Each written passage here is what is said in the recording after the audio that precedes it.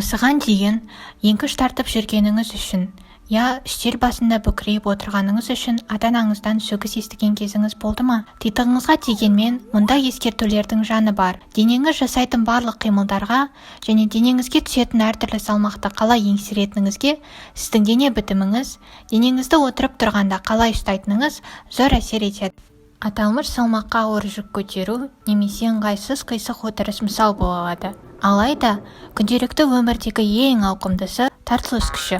Егер сіздің арқаңыз оңтайлы болмаса, сізді тік және тепе-теңдікте ұстап тұру үшін бұлшық еттеріңіз көп жұмыс істеу керек. Кейбір бұлшық еттер икемдігін жоғалтып, кішірейіп кетсе, кейбірлері тіптен жұмыс істемей қалуы мүмкін.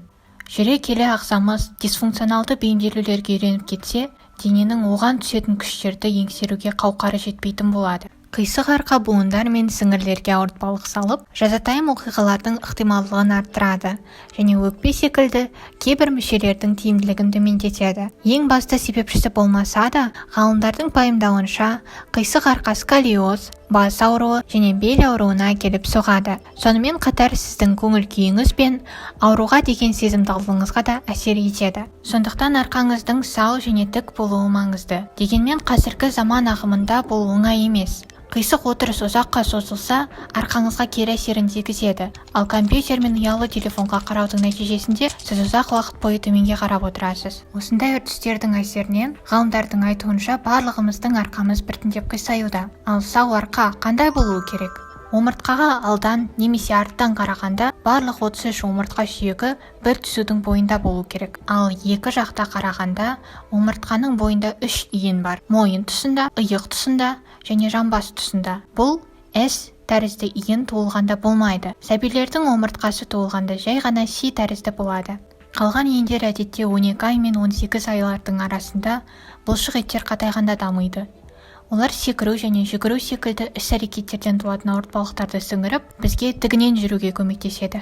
Тұрғанда омыртқаңыздағы иіндердің бәрі дұрыс болса, иығыңыздың сәл алдынан төмен қарай жамбасыңызға, жамбасыңыздан тізе тұсына дейін және сол жерден бірнеше сантиметр тобығыңыздың алдына дейінгі нүктелер арқылы түзу жүргізе аласыз. Осылай ғана адамның ауырлық центрі сіздің денеңізді тік ұстайтын тіректің маңында орналасып, қозғалыс кезінде шаршау мен артық күш жұмсаудан сақтайды. Отырғанда мойынды алға қарай бүкпей, тік ұстаған жөн. Иығыңызды бос, қолыңызды кеудеңізге жақын ұстаңыз.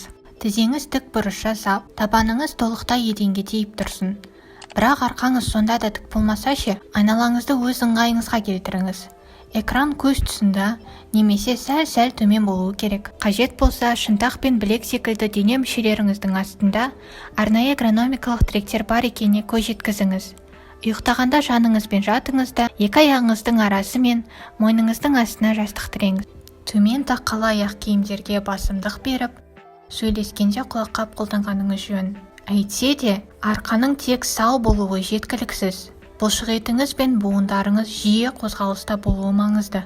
Шын мәнінде, тік арқамен ұзақ уақыт қозғалмай тұру, қисық арқамен жиі қозғалыста болудан да жаман. Әр іс-әрекетіңізді ақылға салыңыз.